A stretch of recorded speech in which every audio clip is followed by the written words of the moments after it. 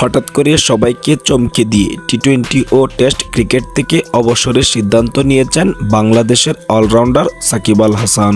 তিনি এটাও জানিয়েছেন, যদি সম্ভব হয় তাহলে সাউথ আফ্রিকার বিপক্ষে টেস্ট খেলার মধ্য দিয়ে মিরপুরে বিদায় নেবেন তিনি, যা আপনি আমি সকলেই জানি। তবে নিরাপত্তাহীনতার অভাবে ভুগছে সাকিব আল হাসান। তার নিরাপত্তা দিতে বিসিবি সহ কেউই রাজি নন। তাই অবশেষে তাকে নিয়ে মুখ খুললেন বাংলাদেশের ক্রীড়া উপদেষ্টা আসিফ মাহমুদ। তিনি বলেছেন, দীর্ঘ কয়েক বছর যাবৎ সাকিব আল হাসান বাংলাদেশ দলকে অনেক কিছুই দিয়েছে। তাই ব্যক্তি সাকিবের চেয়ে ক্রিকেটার সাকিবের আবদারটা আমাদেরকে মানতেই হবে।